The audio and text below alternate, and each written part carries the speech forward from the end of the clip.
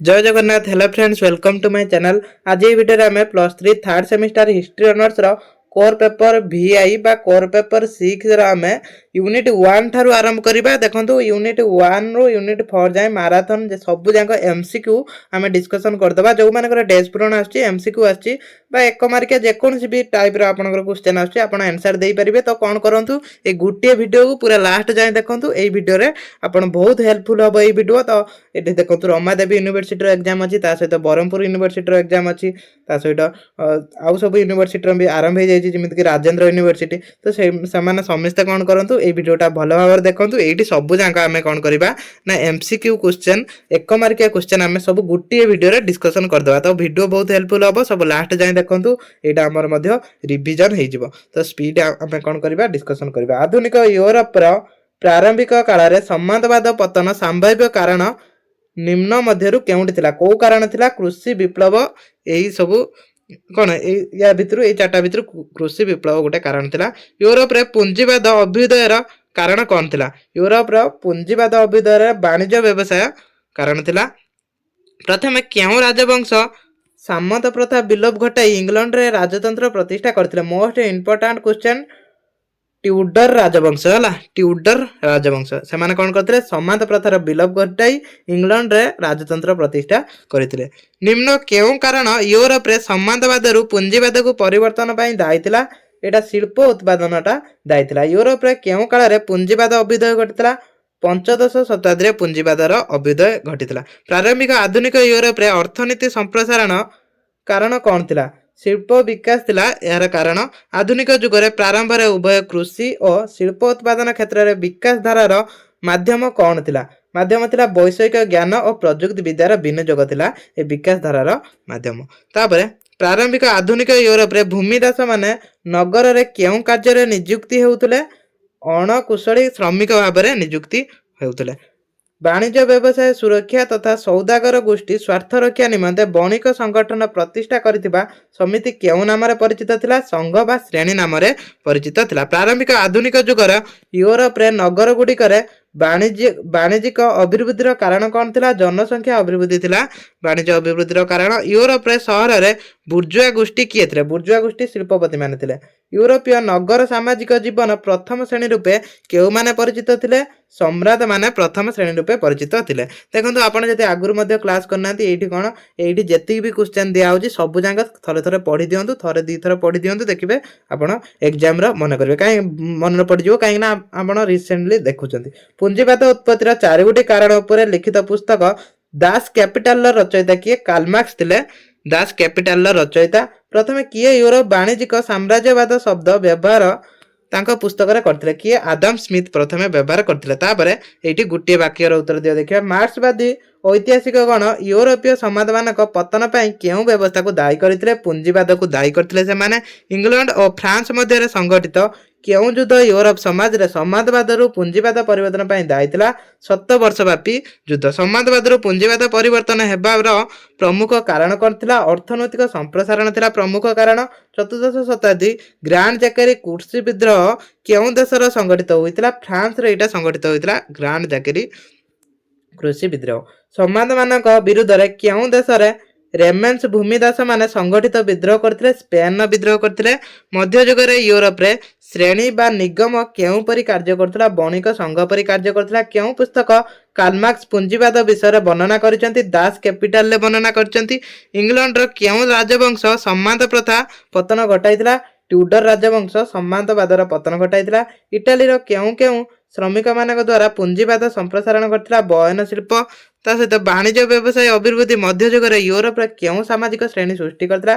पूंजीवादी श्रेणी को सृष्टि करथिला। मध्ययुगीय यूरोप रे शहरी जीवन अतिबाहित करथुवा सामाजिक श्रेणी को माने थिले? सम्रांत श्रेणी रो से माने शहरी जीवन अतिबाहित करथिले। यूरोप रे साधारण सामाजिक श्रेणी कोउटा थिला? बुर्जिया गोष्ठी थिला साधारण श्रमिक श्रेणी। मध्ययुग यूरोप रो शहर गुडिक जनसंख्या वृद्धि प्रमुख कारण कोन थिला? वाणिज्य व्यवसाय प्रमुख कारण थिला। नवजागरण परवर्ती काल रे केउ देश रे फ्रीबर्ग म्यूनिक आदि नगर गढ़ी उठिथिला? जर्मनी रे गढ़ी उठिथिला। प्रारंभिक आधुनिक यूरोप रो तृतीय सामाजिक श्रेणी की अंतर्भुक्त थिले? कुशली कारीगर माने तृतीय सामाजिक श्रेणी रो थिले।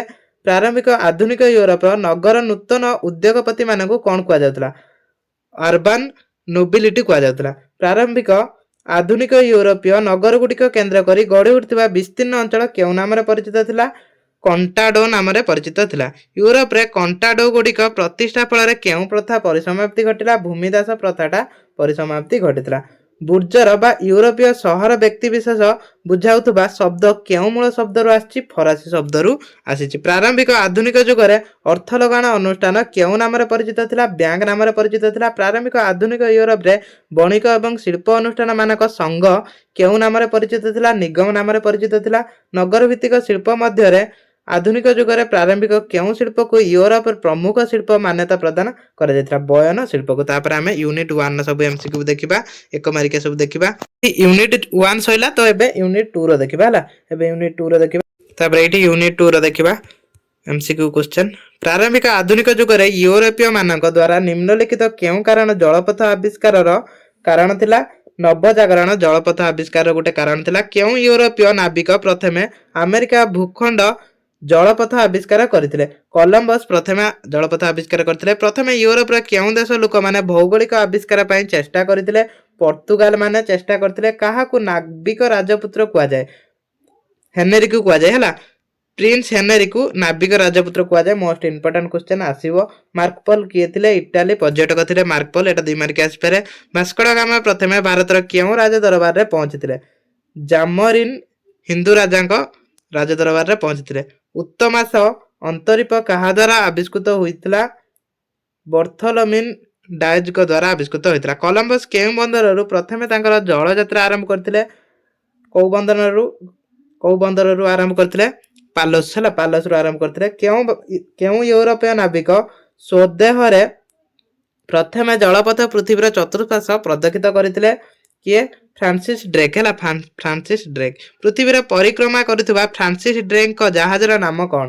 ଦି ଗାଲ୍ଡେନ୍ ହିନ୍ଦ ଥିଲା। ଏଟା ଇମ୍ପୋର୍ଟାଣ୍ଟ କ୍ୱେଶ୍ଚନ ସବୁ। କେଉଁ ନାବିକ ନାମ ଅନୁସାରେ ଆମେରିକାର ନାମକରଣ କରାଯାଇଥିଲା? ଆମେରିଗୋ ଭେସ୍ପୁସିଙ୍କ ନାମ ଅନୁସାରେ ଆମେରିକା ନାମକରଣ କରାଯାଇଥିଲା। ଆମେରିକା ଆବିଷ୍କାର ପରେ ପ୍ରଥମେ କେଉଁ ୟୁରୋପୀୟ ଦେଶ ସେଠାରେ ଉପନିବେଶ ସ୍ଥାପନ କରିଥିଲା? ସ୍ପେନ୍ ସ୍ଥାପନ କରିଥିଲା ପ୍ରଥମେ। ଆମେରିକା କେଉଁଠି ସ୍ପେନ୍ ଉପନିବେଶ ସ୍ଥାପନ କରିଥିଲା? ମେକ୍ସିକୋର। ଆମେରିକା କେଉଁ ସ୍ଥାନରେ ଇଂରେଜ ମାନେ ପ୍ରଥମେ ପଦାର୍ପଣ କରିଥିଲେ? ଭର୍ଜିନିଆ ସ୍ଥାନରେ ପଦାର୍ପଣ କରିଥିଲେ। ଆମେରିକା ଇଂଲଣ୍ଡ କେତୋଟି ଉପନିବେଶ ସ୍ଥାପନ କରିଥିଲା? 13ଟି।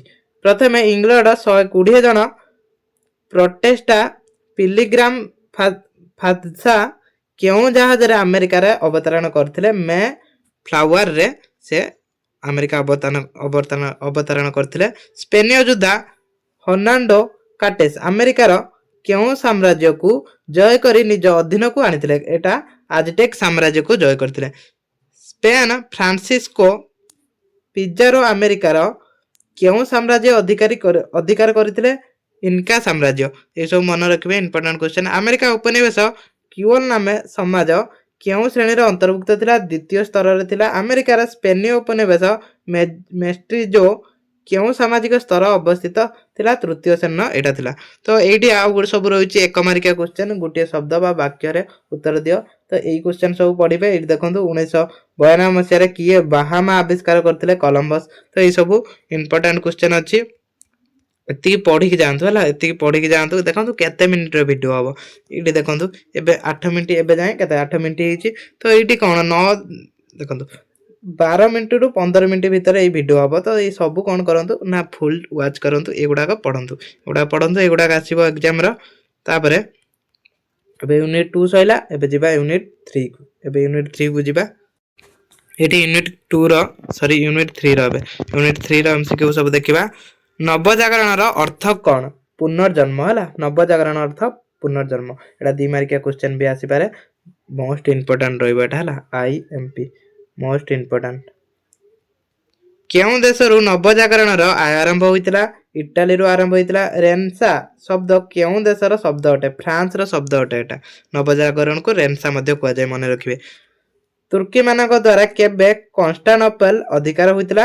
1453 ଖ୍ରୀଷ୍ଟାବ୍ଦରେ ହୋଇଥିଲା। କିଏ ମୁଦ୍ରଣ ଯନ୍ତ୍ର ଜନକ ଅଟନ୍ତି?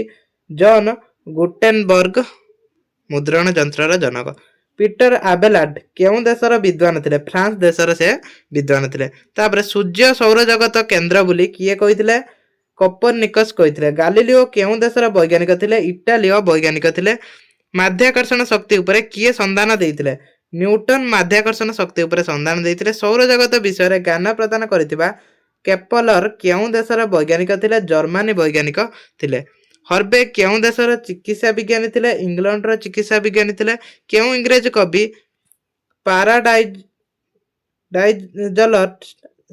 ପାରାଡାଇଜଲଷ୍ଟ ରଚନା କରିଥିଲେ? ଏଟା ମିଲ୍ଟନ ରଚନା କରିଥିଲେ। ଜେରୁଜେଲମ କେଲିଭଟ କିଏ ରଚନା କରିଥିଲେ? ଟାସୋ ରଚନା କରିଥିଲେ। ତାପରେ ହାମଲେଟର ରଚୟିତା କିଏ? ସେକ୍ସପିୟର ଥିଲେ ହାମଲେଟର ରଚୟିତା। ତାପରେ ଲୁସିଆଡ କେଉଁ ଦେଶର ସାହିତ୍ୟ? ପର୍ତ୍ତୁଗାଲ ସାହିତ୍ୟ ଥିଲା। ତାପରେ ଏଠି ସାହିତ୍ୟିକ ଫ୍ରାଙ୍କୋଇ ରାବେଲାସ୍ କେଉଁଠାରେ ଜନ୍ମଗ୍ରହଣ କରିଥିଲେ? ଫ୍ରାନ୍ସରେ ହେଲା। ଫ୍ରାନ୍ସ ଦେଶରେ, ମନେ ରଖିବେ ଫ୍ରାନ୍ସ ଦେଶରେ ଜନ୍ମଗ୍ରହଣ କରିଥିଲେ। ତୈଳ ଚିତ୍ରକର ଟିଟିଆନ କେଉଁ ଦେଶର ଚିତ୍ରକର ଥିଲେ? ଇଟାଲୀ ଚିତ୍ରକର ଥିଲେ। ସଙ୍ଗୀତଜ୍ଞ ପାଲେଷ୍ଟିନା କେଉଁ ଦେଶର ପ୍ରତିନିଧିତ୍ୱ କରୁଥିଲେ? ଇଟାଲୀର ପ୍ରତିନିଧିତ୍ୱ କରୁଥିଲେ। ୟୁରୋପରେ ଧର୍ମଯାଜକୀୟ ବୃତ୍ତିକରକୁ କ'ଣ କୁହାଯାଉଥିଲା? ଟିଥ୍ କୁହାଯାଉଥିଲା। ତାପରେ ମୋନାଲିସା ଚିତ୍ରର ଚିତ୍ରକର କିଏ ଥିଲେ? ଲିଓନାର୍ଡୋ ଡାଭିନ୍ସି ଥିଲେ। ପ୍ରସ୍ତର କୁମାରୀ କାହାର ସୃଷ୍ଟି? ଏଇଟା ସୃଷ୍ଟି କାହାର ଥିଲା? ସେଇ ଲିଓନାର୍ଡୋ ଡାଭିନ୍ସିଙ୍କର। ତାପରେ ମାଡୋନା ଚିତ୍ର ପାଇଁ କିଏ ପ୍ରସିଦ୍ଧ ଥିଲେ? ରାଫେଲ ଥିଲେ ହେଲା। ରାଫେଲ ପ୍ରସିଦ୍ଧ ଥିଲେ। ବାଇବେଲକୁ କିଏ ଜର୍ମାନୀ ଭାଷାରେ ଅନୁବାଦନ କରି ପୃଥିବୀର ପ୍ରସିଦ୍ଧ ହୋଇଥିଲେ? ମୋଷ୍ଟ ଇମ୍ପୋର୍ଟାଣ୍ଟ କ୍ୱେଶ୍ଚନ ରହିବ। Martin Luther. ଡିଭାଇନ କମେଡିର ସ୍ରଷ୍ଟା କିଏ? ଦାନ୍ତେ ଥିଲେ ଡିଭାଇନ କମେଡିର ସ୍ରଷ୍ଟା। ପ୍ରଥମ ସ୍ପାଇଡ ଧର୍ମ ସମ୍ମିଳନୀ କେବେ ଅନୁଷ୍ଠିତ ହୋଇଥିଲା? କେବେ? 1526ରେ ଅନୁଷ୍ଠିତ ହୋଇଥିଲା। ଧର୍ମ ସଂସ୍କାର ୟୁଙ୍ଗଲି କେଉଁ ଧର୍ମଯାଜକ ଥିଲେ? ୟୁଙ୍ଗଲି ଥିଲେ ୟୁରିଚ ଧର୍ମଯାଜକ। କାଲଭିନ କେବେ ତାଙ୍କର ମତବାଦ ପ୍ରଥମେ ପ୍ରଚାର କରିଥିଲେ? 1536ରେ ସେ ପ୍ରଥମେ ତାଙ୍କର ମତବାଦ ପ୍ରଚାର କରିଥିଲେ। ଲୁଥରଙ୍କ ପ୍ରଚଳିତ 95ଟି ଧର୍ମୀୟ ଯୁକ୍ତି ବଳରେ କେବେ ଜର୍ମାନୀ ଗଣ ଆନ୍ଦୋଳନ ସୂତ୍ରପାତ ଘଟିଥିଲା? 1517ରେ ସୂତ୍ରପାତ ଘଟିଥିଲା। କେବେ ୟୁରୋପ ଜାତୀୟବାଦୀ ରାଷ୍ଟ୍ରଗୁଡ଼ିକ ଉତ୍ଥାନ ଘଟିଥିଲା? 16ଶ ଶତାବ୍ଦୀରେ ଉତ୍ଥାନ ଘଟିଥିଲା। ବୈଦେଶିକ ବାଣିଜ୍ୟ ପାଇଁ କେଉଁ ରାଜା ଇଷ୍ଟ ଇଣ୍ଡିଆ କମ୍ପାନୀ ଗଠନ କରିଥିଲେ? ଏଲିଜାବେଥ ଇଷ୍ଟ ଇଣ୍ଡିଆ କମ୍ପାନୀ ଗଠନ କରିଥିଲେ। ତାପରେ ଏଇଠି ସବୁ ଗୋଟିଏ ଶବ୍ଦର ଉତ୍ତର ଦିଅ। এই क्वेश्चन सब इंपोर्टेंट क्वेश्चन सब पढ़िबे हला। जो मानकर एमसीक्यू आछि सेमान भी पढ़ंतु। एठू भी एमसीक्यू आसीबो आउ कोन आपनको ऑप्शन मिल जिवो। एठी जो ऑप्शन नाही आपनको ऑप्शन मिल जिवो जा द्वारा आपण सहज कर परिबे। एठी वीडियो को पॉज करी पढ़ंतु हला। वीडियो को पॉज करी पढ़ी नियंतु काहेकि ना आउ समय नाही तो एटा पढ़ी नियंतु भलो भाबरे समस्त पढ़ंतु। तापरे यूनिट 4 सब एमसीक्यू देखिबा हमें डिस्कशन करिबा। एठी देखंतु यूनिट 4 सब जांक एमसीक्यू देखिबा। देखो जो मैंने भी पढ़ी ना आगुरी तो एबे पढ़ी पारे कहीं गोटे वीडियो आम सब जाक कवर कर। 16श शताब्दीर यूरोपीय अर्थनीति को किए समृद्ध करथिला? व्यवसाय वाणिज्य समृद्ध करथिला। तापर 16श शताब्दी यूरोप माने जलपथ रूपे केउ महासागर को बाछिथिले? आर्कटिक महासागर को बाछिथिले। यूरोप जाति मानक मध्यरे 16श शताब्दी सबुठारु शक्तिशाली राष्ट्र रूपे किए परिचित थिले? फ्रांस थिला। केउ समय काल को राष्ट्रनीतिज्ञ माने वाणिज्यिक साम्राज्यवाद रूपे अभिहित करिसेंती? 16श शताब्दी को अभिहित करिसेंती। यूरोप रे केउ अंचल रे प्रथमे वाणिज्य विप्लव देखा देइथिला? पश्चिमांचल रे देखा देइथिला। वाणिज्य साम्राज्यवादी माने केउ पदार्थ वाणिज्य रे आहरण करुथिले? सुना ओ रूपा। तापर वाणिज्य संप्रसारण पई विश्वर केउ बैंक प्रथमे राष्ट्रीय बैंक रो मान्यता लाभ करथिला? Sweden bank. यूरोप रे किए प्रथमे एक मुद्रा प्रचलन करथिले? रानी एलिजाबेथ प्रथमे मुद्रा प्रचलन कले। वाणिज्य सुविधा पाई केबे इंग्लिश प्रणाली को भूमध्य सागर सहित संयोग करागला? 1777 रे। पूंजीपति मानक मुक्त वाणिज्य नीति को कार्ल मार्क्स को केउ पुस्तक समालोचना करा जायछि? दास कैपिटल रे समालोचना करा जायछि। श्रृंखलित वाणिज्य व्यवसाय समय निर्घंट एवं पण्य मूल्य निर्धारण निमंते गठित अनुष्ठान कौन थिला? बणिक संघ थिला। यूरोप रे केउ अंचल बयन शिल्प पई प्रसिद्ध? इंग्लैंड बयन शिल्प पई प्रसिद्ध थिला। 16श शताब्दी रे यूरोप माने केउ कुटीर शिल्प विकास लाभ करिथिला? बयन शिल्पटा विकास लाभ करिथिला। यूरोप रे केउ देश बणिक माने पृथ्वीर वाणिज्य एकचाटिया करिनेबा पई चेष्टा करथिले? कोउ माने चेष्टा करथिले? इंग्लैंड माने। ତାପରେ କେଉଁ ଖଣିଜ ଦ୍ରବ୍ୟକୁ ଇନ୍ଧନ ରୂପେ ବ୍ୟବହାର କରି ୟୁରୋପ ମାନେ ଶିଳ୍ପ ଅଭିବୃଦ୍ଧି ଘଟାଇଥିଲେ? କୋଇଲାକୁ ପ୍ରଥମେ କେଉଁ ଦେଶର ପକ୍କା ସଡ଼କ ବ୍ୟବହାର କରାଯାଇ ଶିଳ୍ପ ଅଭିବୃଦ୍ଧି କରାଯାଇଥିଲା? ସ୍କଟଲ୍ୟାଣ୍ଡରେ। ତାପରେ ଏଇଠି ସବୁ ଗୋଟିଏ ମାର୍କିଆ ଏକ ମାର୍କିଆ ପ୍ରଶ୍ନ, ଗୋଟିଏ ଶବ୍ଦ ବା ବାକ୍ୟର ଉତ୍ତର ଦିଅ ପଡ଼ିବା। ୟୁରୋପରେ ନୂତନ ପ୍ରଯୁକ୍ତି ବିଦ୍ୟା ବ୍ୟବହାର ଫଳରେ ମୁଖ୍ୟତଃ ସମାଜରେ କେଉଁ ଶକ୍ତି ସଞ୍ଚୟ ହୋଇଥିଲା? ଶ୍ରମ ଶକ୍ତି। ପଞ୍ଚଦଶ ଶତାବ୍ଦୀ ପୂର୍ବରୁ ୟୁରୋପୀୟ ମାନେ ଜଳପଥ ବାଣିଜ୍ୟ କରୁଥିବା ସାଗର ନାମ କ'ଣ ଥିଲା? ଭୂମଧ୍ୟ ସାଗର ଥିଲା। ୟୁରୋପରେ ମାନବ ଶ୍ରମ ସଂକୋଚନ କାରଣ କ'ଣ? ବୈଷୟିକ ଜ୍ଞାନର ବିକାଶ ଏହାର କାରଣ। ଆଣ୍ଟାର୍କଟିକ ମହାସାଗରକୁ ପ୍ରଥମେ କେଉଁ ଦେଶ ଜଳପଥ ରୂପେ ବ୍ୟବହାର କରି ବାଣିଜ୍ୟ ଆରମ୍ଭ କରିଥିଲେ? ପର୍ତ୍ତୁଗାଲ। ହେଲା। ତାପରେ କେବେ ୟୁରୋପ ରାଷ୍ଟ୍ରମାନେ ଆଣ୍ଟାର୍କଟିକା ମହାସାଗରକୁ ବାଣିଜ୍ୟିକ ଜଳପଥ ରୂପେ ବ୍ୟବହାର ଆରମ୍ଭ କରିଥିଲେ? ପଞ୍ଚଦଶ ଶତାବ୍ଦୀରେ। ଆଧୁନିକ ବିଦ୍ୱାନଙ୍କ ଭାଷାରେ ଯେକୌଣସି ଦେଶର ପ୍ରଚଳିତ ବାଣିଜ୍ୟ ଓ ଶିଳ୍ପ ନୀତିକୁ କ'ଣ କୁହାଯାଏ? ବାଣିଜ୍ୟ ସାମ୍ରାଜ୍ୟବାଦ କୁହାଯାଏ। କିଏ କହିଥିଲେ? ୟୁରୋପ ମଧ୍ୟଯୁଗ ଶେଷ ଭାଗକୁ ଆମେରିକାର ମୁକ୍ତ ସଂଗ୍ରାମ ଆରମ୍ଭ ପର୍ଯ୍ୟନ୍ତ ସମୟ କାଳକୁ ବାଣିଜ୍ୟିକ ସାମ୍ରାଜ୍ୟବାଦ ବୋଲି ଅଭିହିତ କରାଯାଏ। ନ୍ୟୁମାନ କହିଥିଲେ। କେଉଁ ବିଦ୍ୱାନଙ୍କ ମତରେ ବାଣିଜ୍ୟିକ ସାମ୍ରାଜ୍ୟବାଦୀ ଯୁଗର ଦୁର୍ନୀତି ଓ ଶଠତା ଚରମ ସୀମାରେ ପହଞ୍ଚିଥିଲା? ଆଦାମ ସ୍ମିଥ। ଇଂଲଣ୍ଡର କେଉଁ ବ୍ୟକ୍ତିକୁ କାର୍ପସ ଶିଳ୍ପ ପ୍ରତିଷ୍ଠାତା ରୂପେ ଅଭିହିତ କରାଯାଇଥିଲା? ଆର୍କରାଇଟକୁ କୁହାଯାଇଥିଲା। କେଉଁ ବିଦ୍ୱାନଙ୍କ ମତରେ 17ଶ ଶତାବ୍ଦୀ ହିଁ ୟୁରୋପ ବାଣିଜ୍ୟ ସାମ୍ରାଜ୍ୟବାଦର ଅଭିବୃଦ୍ଧି ଘଟିଥିଲା? ଏଇଟା କିଏ କହିଥିଲେ? କାନନ କହିଥିଲେ। ତାପରେ ୟୁରୋପରେ ମଧ୍ୟଯୁଗୀୟ ବାଣିଜ୍ୟ ସାମ୍ରାଜ୍ୟବାଦ କେଉଁ ନାମରେ ପରିଚିତ ଥିଲା? ମେଟାଲିଜିମ୍ ନାମରେ ପରିଚିତ ଥିଲା। ନୌ ବାଣିଜ୍ୟ ପରାକଷ୍ଟ ପାଇଁ କେଉଁ ୟୁରୋପୀୟ ରାଷ୍ଟ୍ର ସମୁଦ୍ର ରାଣୀ ଆଖ୍ୟା ଲାଭ କରିଥିଲା? ଇଂଲଣ୍ଡ। ତାପରେ ଅଷ୍ଟାଦଶ ଶତାବ୍ଦୀର ପ୍ରାରମ୍ଭରେ ଯାନ୍ତ୍ରିକ ଶକ୍ତିର ବିକାଶ, ନୂତନ ଉଦ୍ଭାବନ, ନୂତନ ଆବିଷ୍କାର ଅନ୍ୟ ନାମ କ'ଣ ଥିଲା? ଶିଳ୍ପ ବିପ୍ଳବ ଥିଲା। ମାନବ ସମାଜ ସମୟ ଏବଂ ଦୂରତା ଉପରେ ବିଜୟ କରିଥିବା ଆନ୍ଦୋଳନ କୋଉଟା? ଶିଳ୍ପ ବିପ୍ଳବ। ଇଂଲଣ୍ଡ କୃଷି ଯନ୍ତ୍ରପାତି ଉଦ୍ଭାବନ ଏବଂ କୃଷି କ୍ଷେତ୍ରରେ ଏହା ବ୍ୟବସାୟକୁ କେଉଁ ବିପ୍ଳବ ରୂପେ ନାମକରଣ କରାଯାଇଛି? ସବୁଜ ବିପ୍ଳବ ନାମ ଦିଆଯାଇଛି। ଶିଳ୍ପ ଅଭିବୃଦ୍ଧି ଏବଂ ଶିଳ୍ପ ବିପ୍ଳବ ଶବ୍ଦକୁ ପ୍ରଥମେ କେଉଁ ଲେଖକ ତାଙ୍କ ଲେଖା ସ୍ଥାନରେ ଦେଇଥିଲେ? ବ୍ଲେକିଂ ଦେଇଥିଲେ। ତାପରେ ଅଷ୍ଟାଦଶ ଶତାବ୍ଦୀ ପୂର୍ବରୁ ୟୁରୋପରେ କେଉଁ ପ୍ରକାର ଶିଳ୍ପ ବିକାଶ ଘଟିଥିଲା? ହସ୍ତଶିଳ୍ପ ବିକାଶ ଘଟିଥିଲା। ଇଂଲଣ୍ଡର କେଉଁ ସମ୍ରାଟକୁ ଚାଷୀ ଜର୍ଜ ରୂପେ ଅଭିହିତ କରାଯାଇଥିଲା? ତୃତୀୟ ଜର୍ଜକୁ। ୟୁରୋପରେ ଶିଳ୍ପ ଅଭିବୃଦ୍ଧିର ପ୍ରମୁଖ କାରଣ କ'ଣ ଥିଲା? ଉପନିବେଶବାଦ ପ୍ରମୁଖ କାରଣ ଥିଲା। ପାରମ୍ପରିକ କୁଟୀର ଶିଳ୍ପର କେବେ ବିଲୟ ଘଟିଥିଲା? ଅଷ୍ଟାଦଶ ଶତାବ୍ଦୀରେ ବିଲୟ ଘଟିଥିଲା। ତ ଏଇଠି ଆମେ ସବୁ ଯାକ MCQ ବା ଏକ ମାର୍କିଆ କ୍ୱେଶ୍ଚନ ଯେତିକି ଆମେ ଡିସ୍କସନ କରିଦେଇଛନ୍ତି। ୟା ପରେ ଭିଡ଼ିଓରେ ଆମେ ୟୁନିଟ୍ 1 ରୁ 4 ହେଲା, ୟୁନିଟ୍ 1 ରୁ 4 ଯାଏଁ 2 ମାର୍କିଆ କ୍ୱେଶ୍ଚନ ସବୁ ଯାକ ଗୋଟିଏ ଭିଡ଼ିଓରେ ଡିସ୍କସନ କରିଦେବା। ତ ଏବେ ବି ସମୟ ଅଛି। ଯେଉଁମାନେ ଚ୍ୟାନେଲକୁ ସବସ୍କ୍ରାଇବ୍ କରିନାହାନ୍ତି ଚ୍ୟାନେଲରେ ସବସ୍କ୍ରାଇବ୍ କରିକି ଏଇସବୁ 2 ମାର୍କିଆ କ୍ୱେଶ୍ଚନ ପଢ଼ି ନିଅନ୍ତୁ। ଏକ୍ଜାମ ପାଇଁ ହେଲ୍ପଫୁଲ୍ ହେବ। ଲଙ୍ଗ କ୍ୱେଶ୍ଚନ ମଧ୍ୟ ଡିସ୍କସନ କରିବା। ତ ସମସ୍ତେ ସବସ୍କ୍ରାଇବ୍ କରନ୍ତୁ ଆଉ ଲାଇକ୍ କମେଣ୍ଟ ନିହାତି ଭାବରେ କରିବେ। ନିହାତି ଭାବରେ ଗୋଟେ ଲାଇକ୍ କମେଣ୍ଟ କରିବେ।